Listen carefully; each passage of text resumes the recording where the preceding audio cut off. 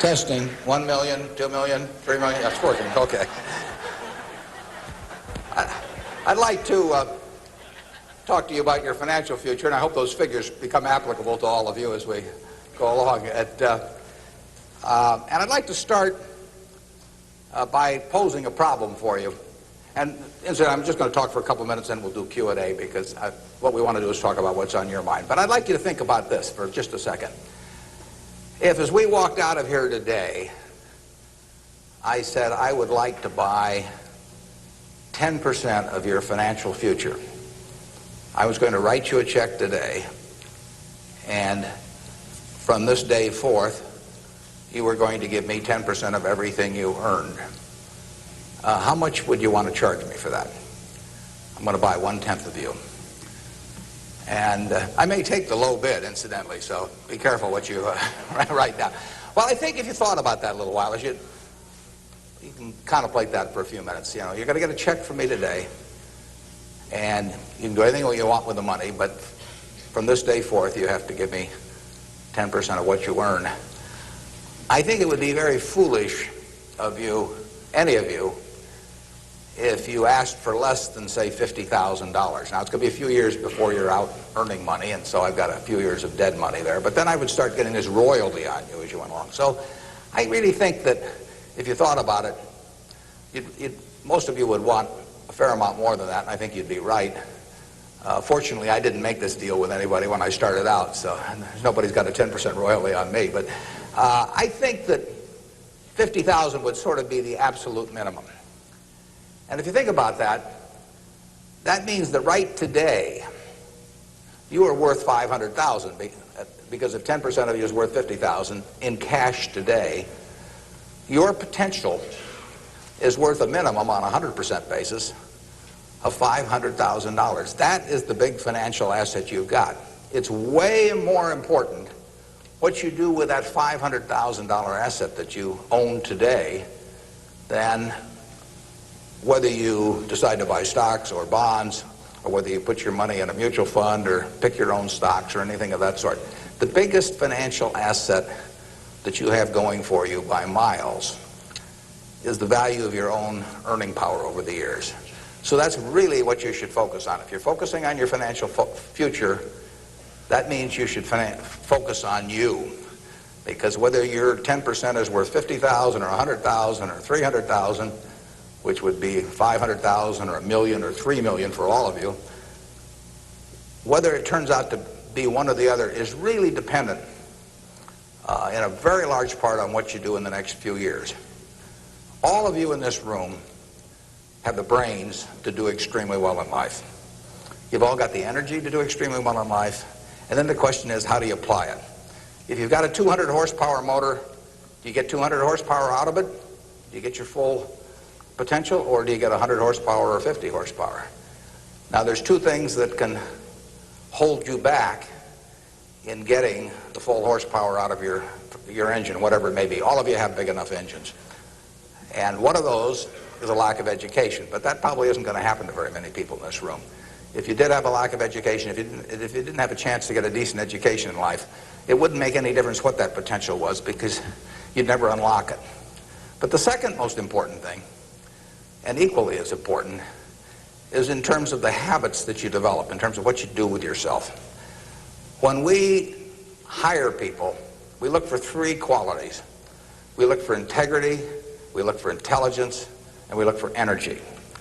But if they don't have the first one, integrity, the other two will kill you. Because if you're hiring somebody without integrity, you really want them to be dumb and lazy, don't you? I mean, the last thing in the world you want for them is to be smart and energetic. So smart and energetic only goes with integrity. But the nice thing about, you make your own decision on that. You can't change your IQ or how far you can throw a football or how high you can jump or the color of your hair very easily. But you can elect to have integrity that matches anybody else's. And if you match that with intelligence, which you have, and energy, which you have, you will get an extraordinary result, and you'd be very foolish to sell me 10% of yourself for $50,000. On the other hand, if you don't match it with that, your potential will, in a significant part, go unused. And I'll give you a little simple tests to apply in terms of thinking about the kind of habits you want to develop. Because you can have any habit you want to be. You can be lazy, you can be prompt, you can be late, you can be honest, you can cut corners. I mean, you have all these choices. And those are choices for you to make. Nobody else is going to make them for you. And I would suggest that you play this little game with me, too. Think about the person you would most like to be in life. So maybe it's one of your contemporaries, maybe it's somebody a little older, but pick out the person you admire the most, the person that you'd change places with if you could. And then write down why you admire them. Just put it on a piece of paper. And then figure out the person that you would least like to change places with you. Who really turns you off? Who do you find repulsive? And list the reasons why that person turns you off so much. And put those down on the other side of the paper. And then look at that list. And you'll find that everything on the left-hand side, what you admire in other people, the qualities they bring to life, cheerfulness, generosity, all kinds of things, you'll find those are things you can do yourself. It's very simple. You got to apply yourself, but the habits you form in doing that early on will carry you through life. And on the other hand, you'll find that the things that make people repulsive, selfishness, obnoxiousness, all these things, egotism, are things that no one has to have. If you find those in yourself, you can get rid of them as long as you get rid of them early. So all I suggest is that you write down a list of what you admire, what you find contemptible, and decide that the ones on the admired side are ones you're going to acquire for yourself. And if you do that when you're young, it'll carry you through the rest of your life. This doesn't work if you do it when you're 50 or 60. By then the habits are too well formed. But if you do it early, behavior becomes a habit. So if you do that, 2 or 3 years from now, if you go through the same exercise, you'll find out that the person you admire the most is yourself.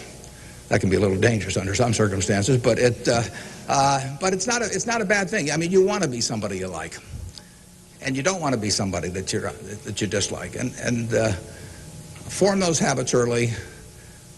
You basically can't miss. Now, I'll give you one other small piece of advice that's just a corollary on this, and then we'll get to your questions. And that is, as a general matter, as a one piece of specific financial advice, I would say, avoid credit cards. Just forget about them.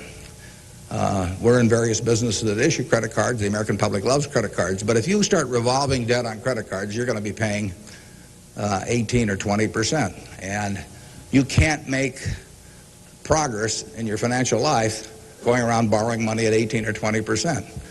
You can make a lot of money by lending it out at 18 or 20% over time. If you can find anybody that's good that will borrow from you. But you don't want to be on the side of the equation that's always behind in life.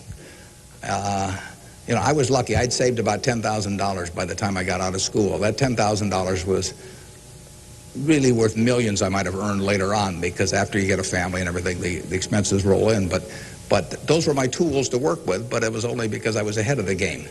If you're behind the game by $10,000 at some point and paying 18 or 20% interest on it, you will never, you'll never get out of it. So the trick, I've got a partner that says, all I want to know is where I'm going to die, so I'll never go there.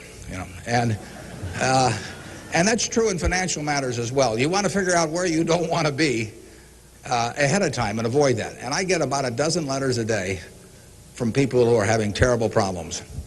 And there are 2 reasons why they have terrible problems. One is a number of them have had health problems of some sort. I mean, they have really been hit by or somebody in their family has been hit by some kind of catastrophic illness. And that is it's a terrible thing to happen to any family.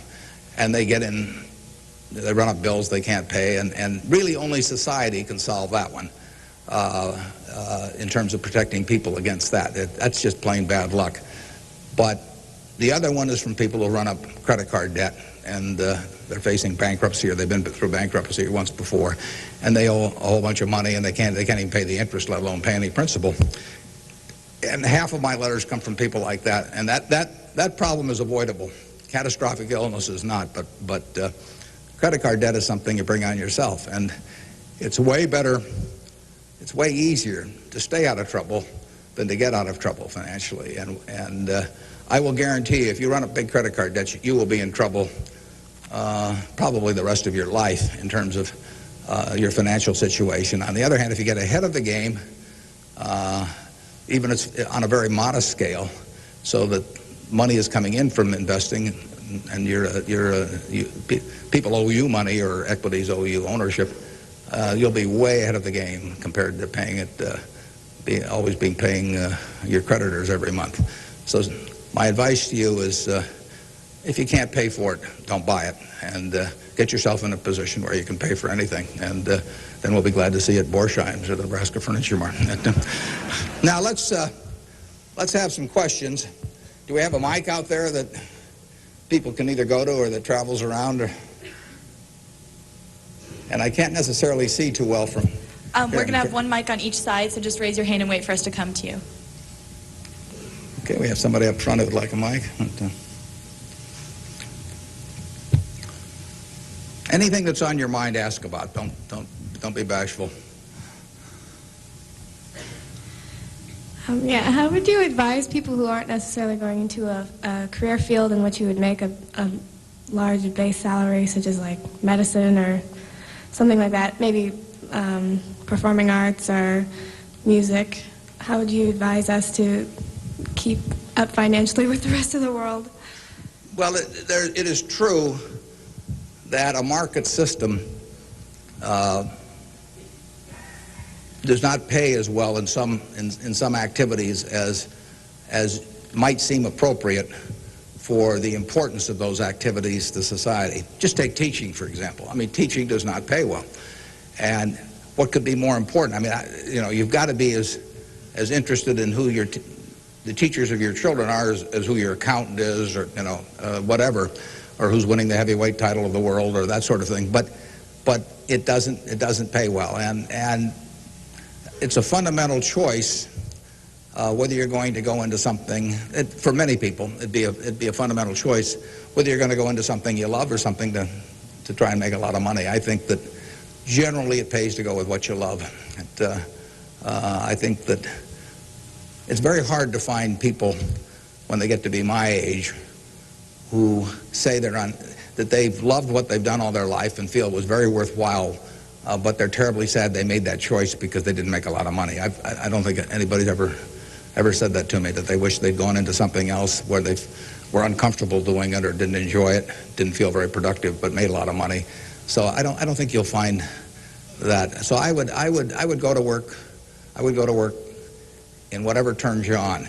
It may turn out that it'll be more profitable than you can think, but almost everybody here will make enough money, unless they get some terrible habits along the way, to do reasonably well. And doing reasonably well in this country really is pretty darn good. I mean, it's not necessary to have huge amounts of money in order to enjoy yourself. I enjoyed myself when I had my $10,000, and I live in the same house that I lived in when I had about that. I bought it 41 years ago. I liked the house then. I like the house now.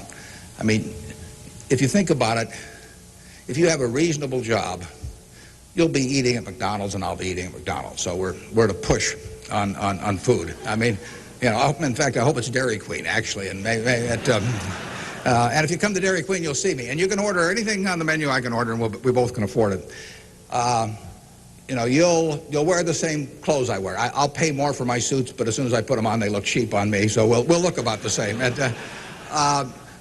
We'll both live in the same kind of houses. I live in that house from 41 years ago, and it's warm in winter, and it's cool in summer, and it's comfortable. And you'll live in a house that's similar. And what difference does it make if you have 50 more rooms or guest houses or all that? It'll probably just bring you problems. I mean, you have to worry about the greenskeeper or something when you get through. So I have been in the houses of people where the houses are worth probably 200 times what my house is worth, and I would not be any happier in those houses at all. In fact, I'd be less happy. I just have one more thing to worry about, and dozens of people around the place, and people quitting, and people stealing from you, and all kinds of things. To hell with it. We'll drive the same kind of car. In fact, you'll probably drive a better car. I drive a car that's about 8 years old. I don't know what it's worth now, but it gets me around fine. I mean, I'm perfectly happy. We'll watch the same television. We'll work on the same computer pretty much. The only difference will be how we travel long distances. You know, I will fly in a plane that's more comfortable than flying Southwest Airlines or something, which I've got nothing against. But that's the one real big difference. And other than that, I do what I like every day. I hope you'll do what you like every day to do. And I work with nice people. I hope you work with nice people. And there's 24 hours in the day, and those are where the hours go. So great wealth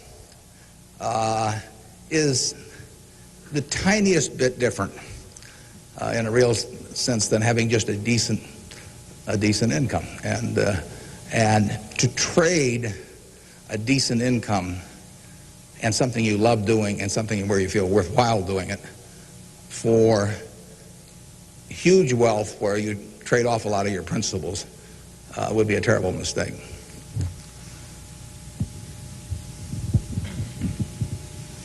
Would you acknowledge your success more on yourself or from the help and teachings of others? Well, I was very lucky in life. If you tell me who your heroes are, I will make a pretty good prediction about what you're going to do. And I had the right heroes. I was very lucky in life, and my heroes never let me down. And started with my dad, and then I had others in business, and so I have had great teachers. Some formal teachers, some that were just informal teachers by instinct or example. And if I hadn't had those, you know, my life, I'm sure, would have been very different. If I'd been born any place else. When I was born in 1930, and at the time, 1 out of 50 births in the world were in the United States. So I came in against 50 to 1 odds against being born in the United States. I would have been a disaster, you know, if I'd been born in Afghanistan or Peru or someplace. I mean, I was extraordinary. I won the lottery the day I was born, you know, by being born in this country. So have you. I mean, the odds were probably 40 to 1 against you being born in this country, and they were 5 times more likely to have been born in China, or 6 times, and 4 or 5 times more likely to have been born in India or some other place where it would not have been as easy to exploit the full potential of your talent. So we've all won the lottery in that respect, and that's just plain luck. I mean, and I was lucky to be born at this time. I mean, capital allocation is something that pays off extremely well in this society now, but it doesn't pay off in other societies, and it didn't pay off, you know, many years ago. My friend Bill Gates says that if I been born a few thousand years ago, I'd have been some animal's lunch. You know, I can't run very fast, and I can't climb trees, and you know, I just happen. Those are talents. Nobody asked me to climb trees now, but there was a time when it might have been important. And incidentally, Bill would have been some animal's breakfast. I mean, he can't run so fast either. But in any event, you know, we are lucky. I mean, just imagine being born a couple hundred years ago with exactly the same talents and how far they would have taken you then.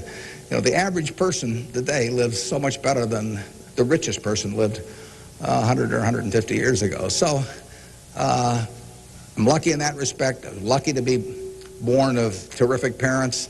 I was lucky to be raised in Omaha in a great public school system. I got a start here in the first 8 grades that gave me a foundation that later, when I went off the track a few times, carried me through, because I had a terrific grade school education right here in Omaha at Rose Hill. And one of the reasons I had it, incidentally, is kind of unfortunate, but I had that great education in part because women were being enormously discriminated against. And so a woman at that time could be a teacher, she could be a secretary, she could be a nurse, you know, and that was about it. So you had half the talent pool in the United States limited to just a few jobs. So you had an abundance of talent in those activities like nursing or teaching, because that talent with males was spread across every form of work activity there was, but with women it was concentrated in a few areas, and that benefited me. It's kind of sad because it didn't benefit those teachers, but I was very lucky, and I've really been that way all my life. And what I do is important as, you know, what a good teacher does or a good nurse does or something of the sort. You know, I think that's quite questionable. It pays off enormously well in a market economy like the United States, and but that's an accident. It didn't have anything to do with any innate ability of mine.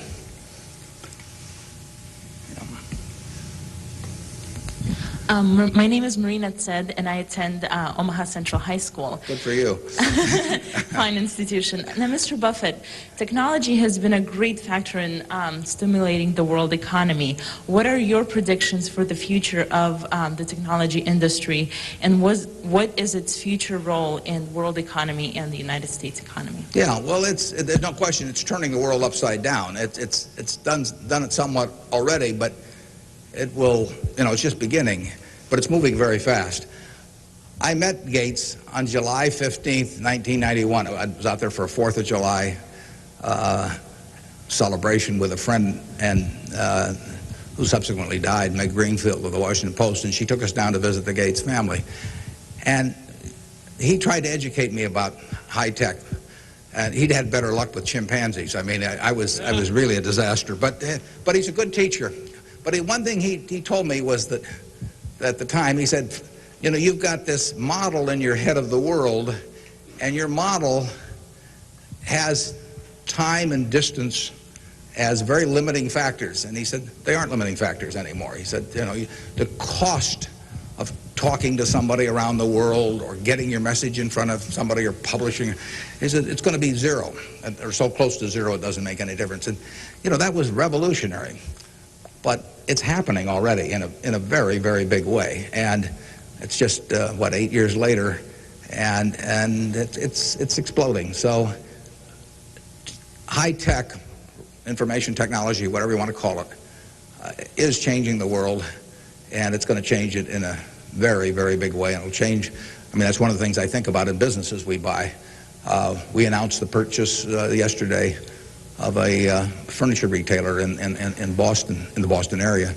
And, I think to myself, what effect does this new world have in terms of the internet on furniture retailing? You have to think about questions like that. The changes will be huge. I played bridge yesterday with people all over the country, but I played it with people all over the world. I just sit down on my computer, and I've got some popcorn there, and I'm in khakis and a sweater, and I can have a bridge game in 30 seconds with people all over the world, and no cost to it, basically. That's a lot different than trying to arrange a game with 4 people in Omaha, on a day when one guy wants to play golf and another wants to watch baseball. And it changes things in a huge way. We are very fortunate. It's in the degree to which the United States leads the world in this area. We have a lead. It's hard to think of who's in second place.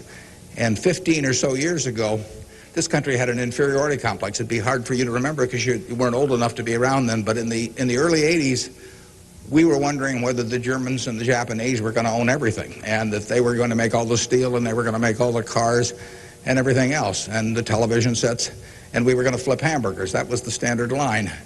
And just imagine in a short period like 15 years how that's changed around. In an important way, that's changed because of this information a revolution, where we, like I said, I don't know who you would name as being in second place in the world, but here's the most important industry in the world, and the United States has this incredible position, and we're moving all the time with that position. So I think that argues for it argues for a terrific future for the world over time, and I think it argues even more for a terrific future for this country. What are the best ways for youth to get started now in securing their financial future? For what to secure their financial future? For youth. Youth? Oh, well, it's not very complicated. It goes back to getting full use out of your own talents first. The difference between whether you're going to be earning X or 2X or 3X a year 20 years from now is going to be a function of how well, not how much talent you have, but how well you use the talents you already have. And so that is your best financial future is your own ability and your a capacity to use those abilities to their potential. And that can't be taken away from you. They can't even tax it. Most things, if you own a piece of real estate, if they double the taxes, they double the taxes, and that changes your ownership in the property, because now, in effect, the taxing authorities own more of it because they've got a greater command on the revenue stream.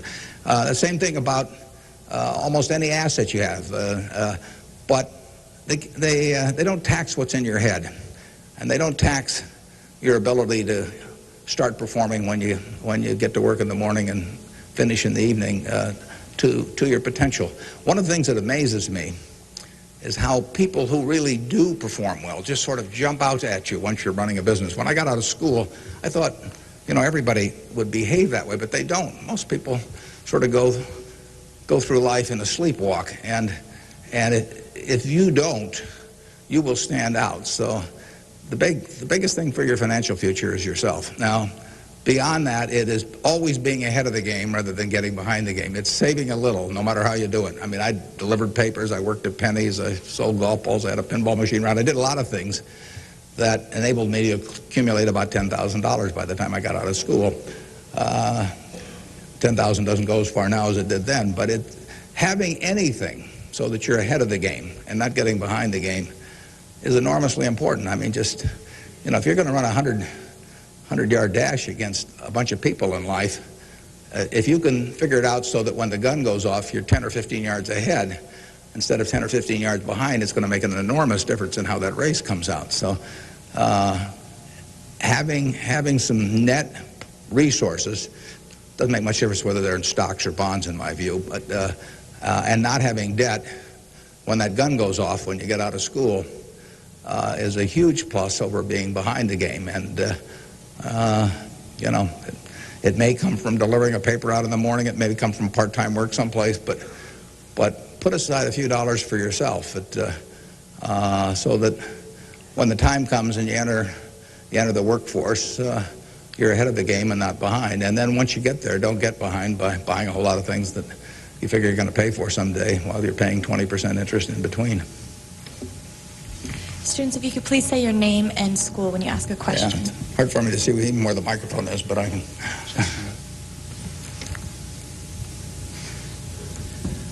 My name is Patrick Doherty, and I'm from William La Vista High School.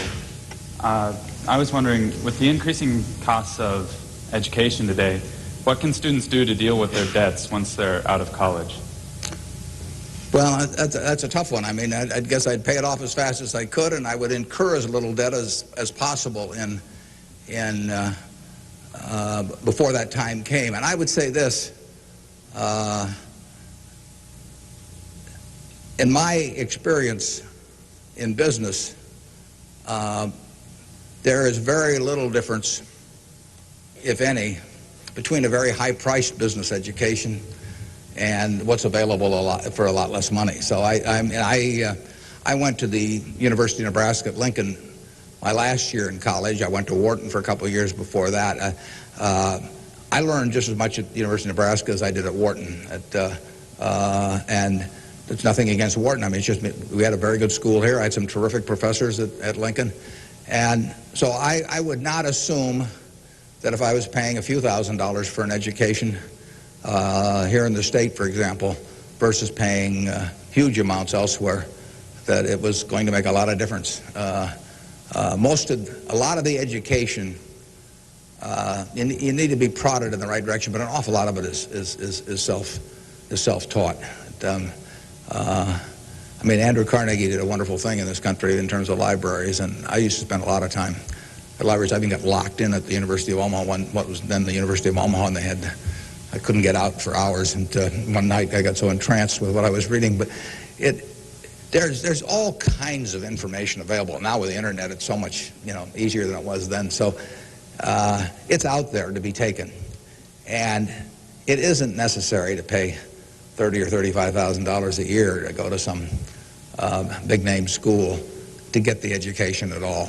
I mean, if you're going to learn accounting, which is probably the most important course you'd take in business, if you're going to learn accounting, you can learn accounting absolutely as well, in my view, going to UNO as going to Harvard. I mean, I see. I'd bet on that, and so I wouldn't run up huge bills in terms of getting a business education. Now, if you're going to get a medical education, I mean, there's certain professions where there may not be any way around spending a fair amount of money and getting in debt to some degree.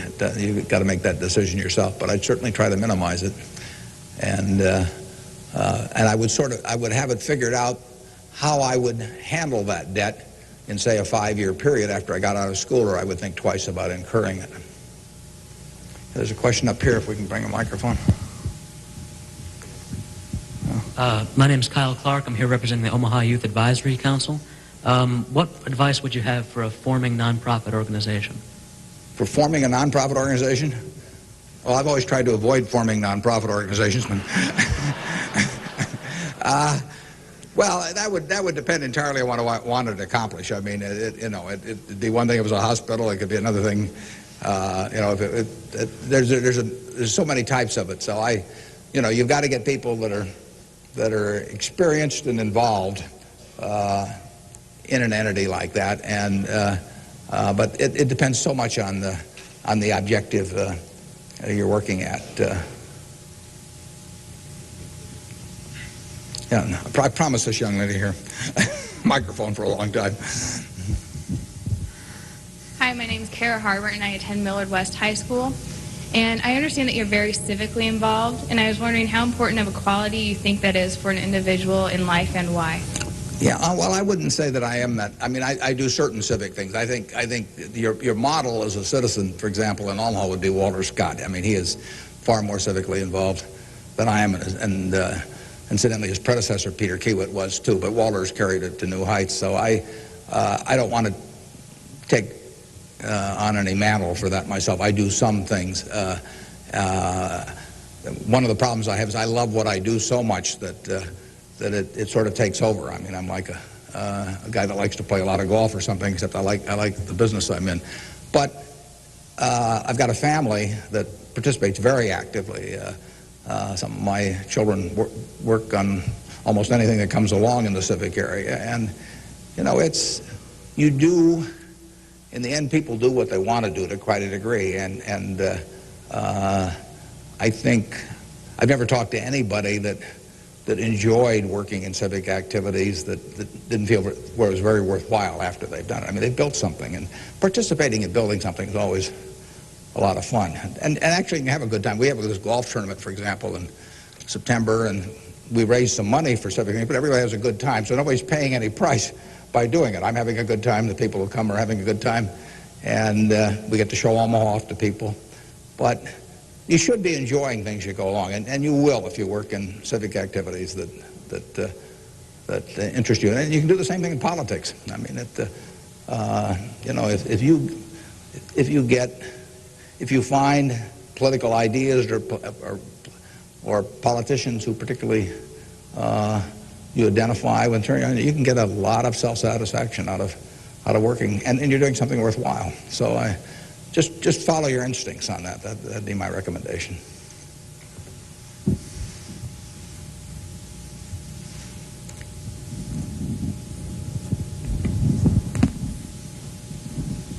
Hi, my name is Jeremy Graham from Millard South High School. We're probably the elite youth of today, and I have a question. What do you see as the biggest economic problem facing the youth of today going into the future? Yeah, I don't think that you're going to have enormous economic problems. I think you will live in a society where the average person lives better by a significant margin than the average one of a generation earlier or 2 generations earlier. That's been the history of this country. It's a marvelous country that way. I mean, when you think of it, we have 4.5% of the world's population, and what's been accomplished here is incredible. 53% of the value of corporations that are publicly traded in the world exists in the United States with 4.5% of the population. This country always has done well. They say in stocks that you should buy stock in a business that's so good that even an idiot can run it, because sooner or later one will. And that's not terrible advice. Well, that seems to have been sort of the history of this country from time to time. I mean, we've had all these problems that have come along. If you look back on the last 100 years and list all the problems this country has run into, you can make a very long list. And a lot of people who focused on those problems at the time have missed the bigger picture. And the bigger picture is that every generation lives better than the one before it. And that's because of savings, because savings enable people to create new tools to do better things as they go along. And it's also due to an environment that lets people realize their potential to a greater degree than most other environments in the world. It's far from perfect. I mean, it's sad how far it is from perfect. But it is better than anything else around. I mean, in this country, you don't have some commissar or something running a big business in this country. You've got a guy like Jack Welch. And a fellow like Jack Welch makes a difference of night and day in terms of the productivity of that business over a period of decades. And productivity is what causes the standard of living to rise. So a system that throws up the Jack Welches of the world to run businesses is going to have an enormous advantage over a society that does it by heredity or that does it by government edict. And we're closer to that society that I've described than any other country. And it's led to great things, and it will continue to lead to great things. So I think you've got the best future. You don't face a war, and you've got a better future in terms of achieving material rewards than any generation in history. So I wish I could trade you places. I might get taken up on that by a few of you, though.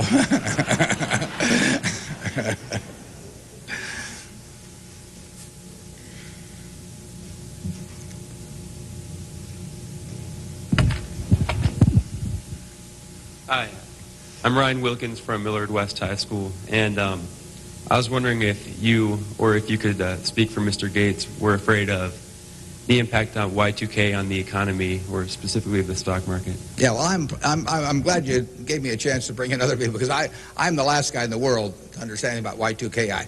I don't know why this microphone's working. I don't know why lights go on. Or I flip on the switch of my television set and pray. I mean, it's all beyond me. But I would say this: the smartest people I know in that area, in large part, think it's going to be a non-event.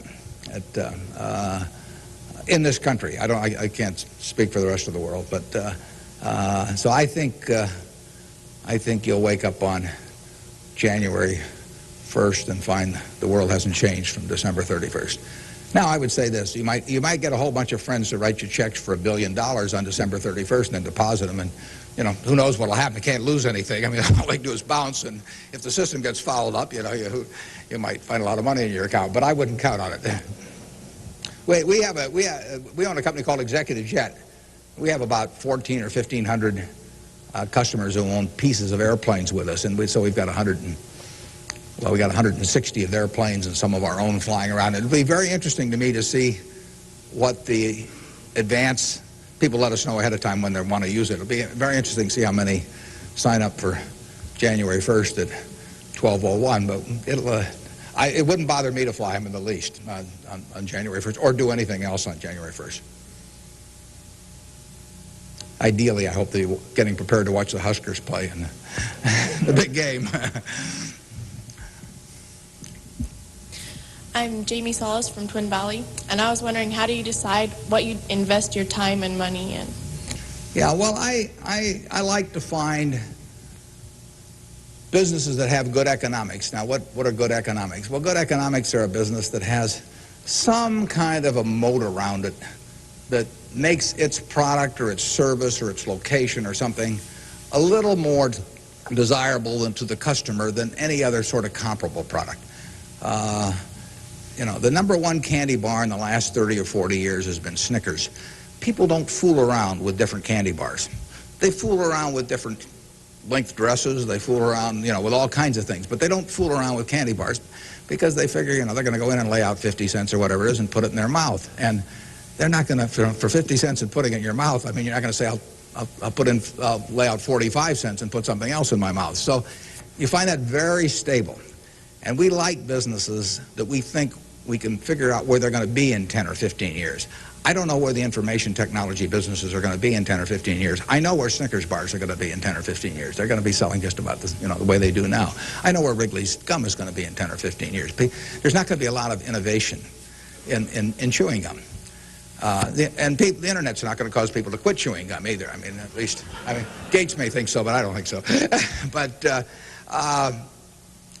it's predictability regarding the sustainability of a competitive advantage, something special about a product.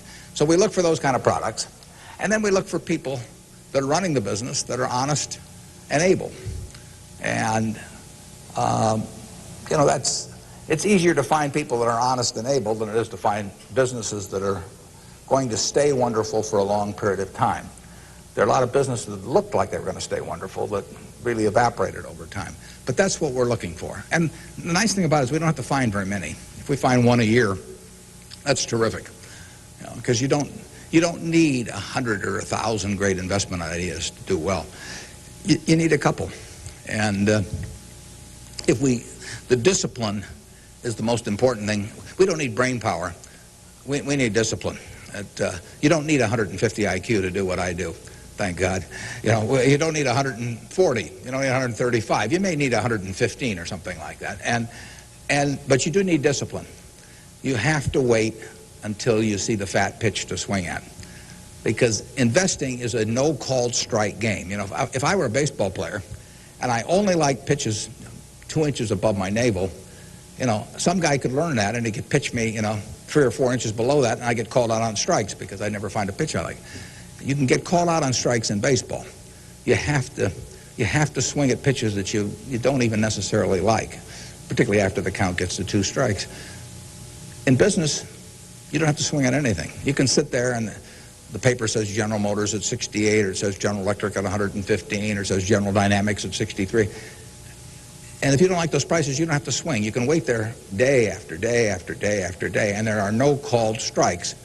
Now, when you swing, when you decide to buy something, then, you know, if you swing and miss, it's a strike. But it's a marvelous game to be in because there are no called strikes, and you can simply wait for that one time in a month or 6 months or a year or 2 or 3 years when you really know what you're doing, where you like the price, where you like the people running the business, and then you swing, and you only need a few swings in your lifetime. So that's the way we try to pick businesses. We try to stay with things we understand. I mean, there can be all kinds of wonderful investment opportunities out there that I don't understand. I don't know what cocoa beans are going to do next year. You know, maybe you know, but I don't know. I don't know what crude oil is going to sell for. But I don't have to know. I just have to know the things. I have to know what I know. I have to know where the limits of my understanding are, what I call what my circle of competence is. And if I'm only able to evaluate 5% of the businesses in the world, no problem. I just stay within that 5% and try and find something. And that's, most people get in trouble because, in investments, because they get itchy. You know, they can't discipline themselves, and they hear about other people making money. Nothing upsets people so much as to hear about their friends making money. I mean, that's very destructive to discipline because they think, you know, I'm smarter than that guy next door, and he just bought that new car with the money he made trading stocks on the internet, so why can't I? Well, the answer is you can't over time. You will lose money if you trade stocks actively. And it's hard to exercise the discipline. But anytime you buy something, you should be able to take out a one-page sheet of paper and say, I'm buying General Motors at 65. I'm buying General Electric at 150 because. And you should write down the reasons. If you can't fill out the sheet, if it's because somebody told me about it at a cocktail party last night, that's not good enough. If it's because my broker told me about it, that's not good enough.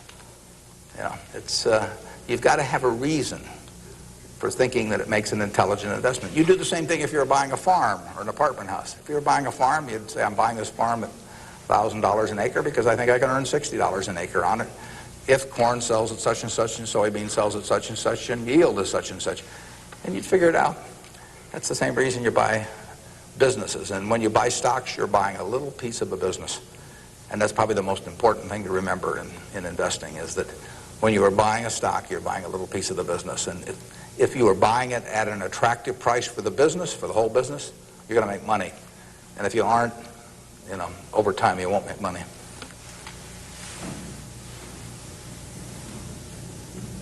Hi, my name is Cliff McAvoy from Elkhorn, Mount Michael.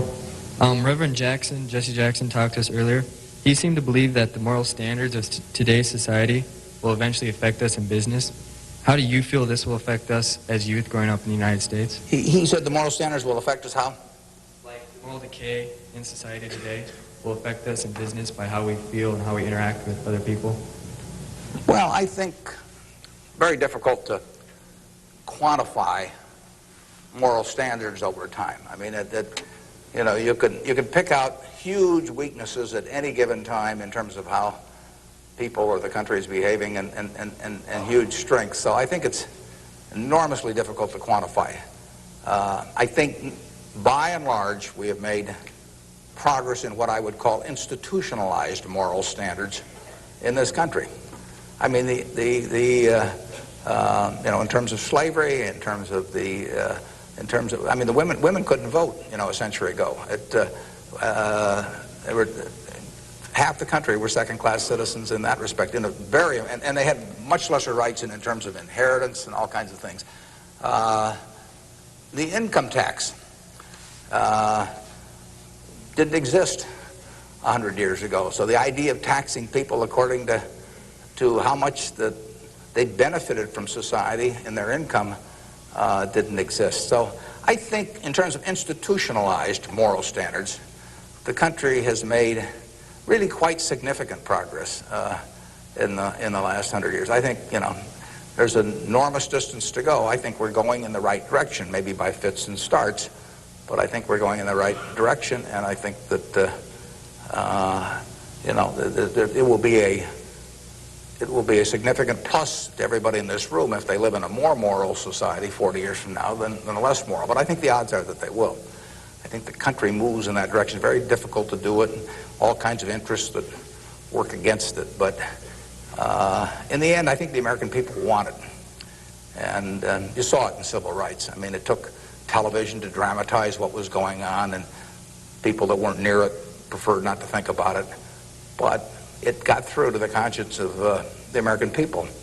And a lot of progress has been made there, and there's a lot left to be made, but it's better than it was. And the pace may seem very slow to those people involved, and I can understand that. The pace, you know, for women's suffrage, I mean, that went for decades and decades and decades. Women couldn't be on a jury. I was reading the trial of Clarence Darrow, which took place in California in about 10 or 11. You know, there were no women on the jury. The woman wasn't allowed to be on a jury. They weren't citizens in that sense. So it's the moral behavior of the country has, in my view, improved, but you know, and it'll continue to improve, and I hope you all in this room do your part to help it improve.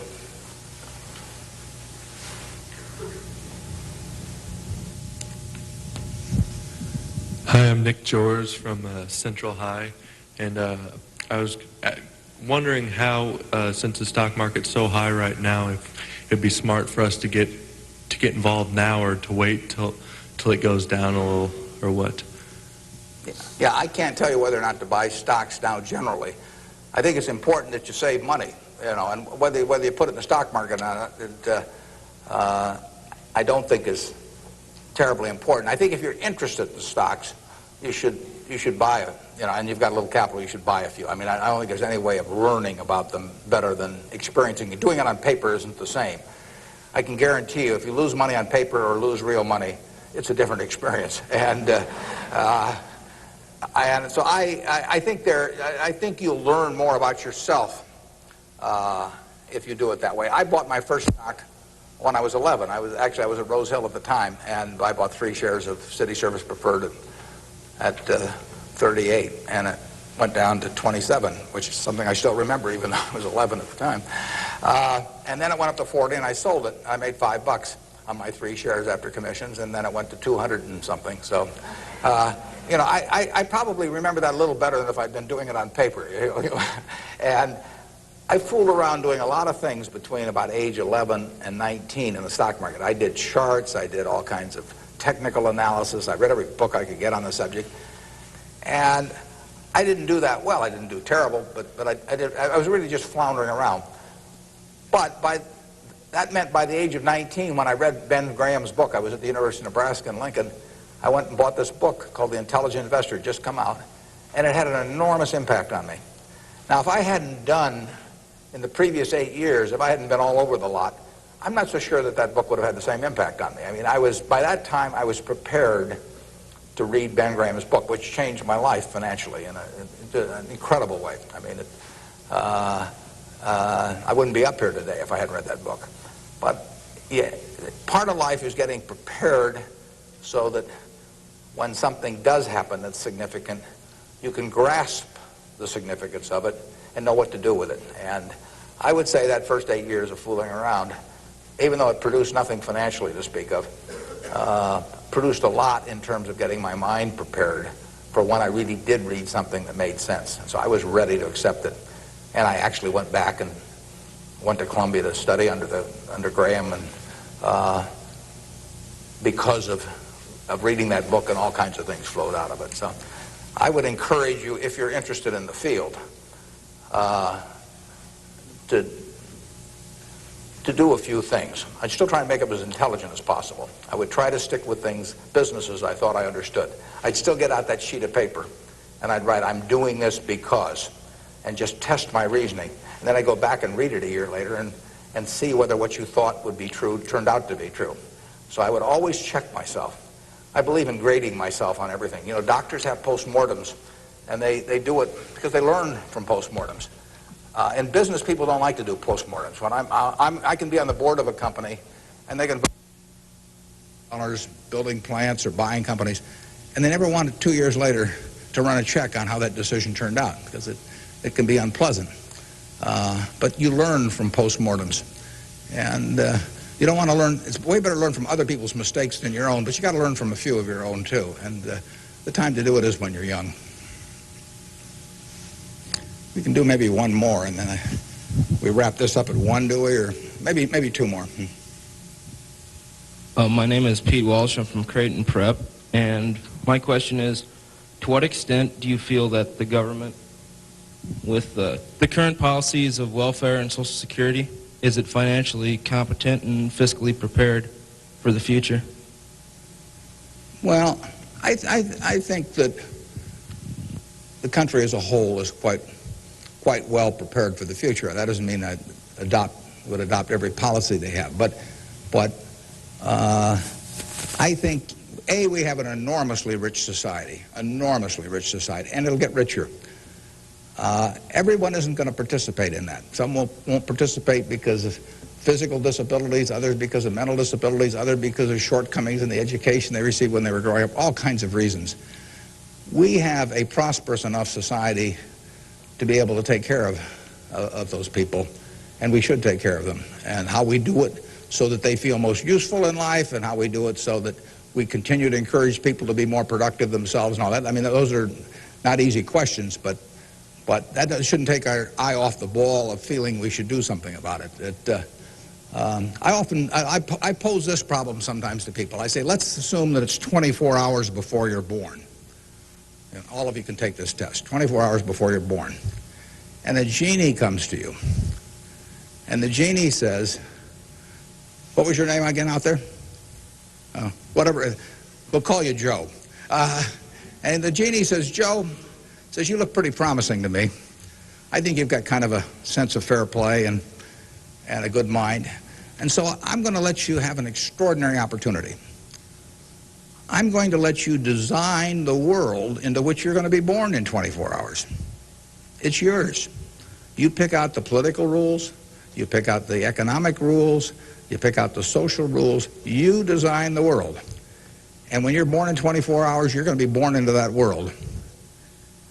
And that's the world that's going to exist for your lifetime, for your children's lifetime, for your grandchildren's lifetime. And you, having heard of some of these genie jokes in the past, would say, what's the catch? The genie says, well, it's a very slight catch. I said, when you're born in 24 hours, you're going to emerge in this world you designed. But what you don't know is whether you're going to be born black or white, male or female, rich or poor, bright or retarded, able-bodied or infirm, in the United States or Afghanistan. All you know is that you're going to reach into this barrel, which now has 6 billion balls, as we know, representing one person, every person in the world, and you're going to participate in what I call the ovarian lottery. You're going to take one ball out of that barrel, and you're never going to get another ball. That's you. You're going to get one ball, and now you're going to emerge. Now, what kind of rules do you want to have for that society, not knowing which ball you're going to get? Now, that I put to you is the way I think people should think about social policy. And if you're lucky enough to be born in this country, you've won the lottery already. But we should have a system, in my view, that encourages the Jack Welches and the Bill Gateses and all of that to work far beyond the time when it has any economic significance to them. We want people commanding those resources who are extremely able at commanding them. That's how the standard of living moves forward.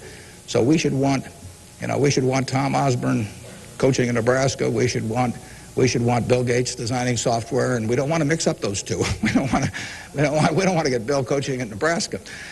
So you want a system that gets people to their potential and puts them in the position where they can do the most good for society. But you also want a system for the people who get the wrong ball. I mean, somebody's going to get the ball, that says 80 IQ. Somebody's going to get the ball that says this disease or that disease early in life that cripples them. And we've got a rich enough society that we can take care of those people. And I think that, to get back to your question, I think that this society will move more and more in that direction. It has the capability of moving more and more in that direction as our resources and our output increases. And I think that it has the will to do that in a general way, although, like I say, there have always been lots of fits and starts. So there is no shortage in the United States of resources. There's no shortage of output. You have to have a system that encourages people to behave to the limit of their abilities and puts them in the right place. But then you have to make sure that everybody gets taken care of, too. Now, we can do one more, and then we'll break. I'll let the fellow with the microphone, or woman here, make the decision. Hi, my name is Ben Gold. I go to Brown Talbot. And I wanted to know, how do you think the media affects the world economically today? Well, it's a small question. Well, what it obviously does, simply because it's moved so far technologically, is it's brought it together in a big way. I mean, I was over in China a few years ago, and I was right after the time of the women's conference in Beijing, and I was reading the Chinese coverage of that conference, and of course it had nothing to do with what was taking place, but the internet was coming in, and you can access the Washington Post or the New York Times or anything. I get the Washington Post at 9:30 here at night, in effect. I never could get it the next day through physical delivery, but by electronic delivery I can read it probably earlier than most of the people in Washington are reading it. So the ability to communicate and the degree to which the world can have awareness of what's going on every place in the world is just, it's been a quantum leap. And, that will have, there are a lot of things that come out of that. And net, they're a plus over time. But the ability of information to be available to everyone worldwide almost instantaneously, it can be huge advances in things like medicine, for example, just to pick one.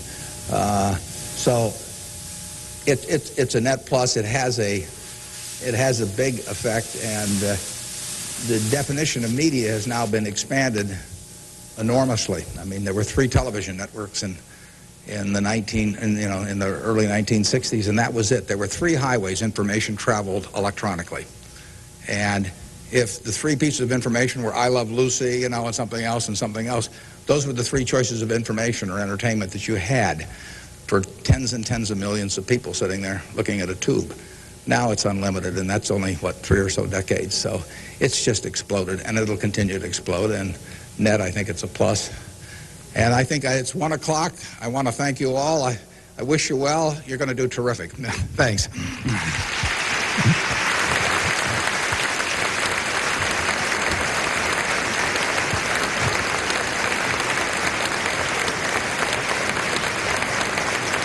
Thank you.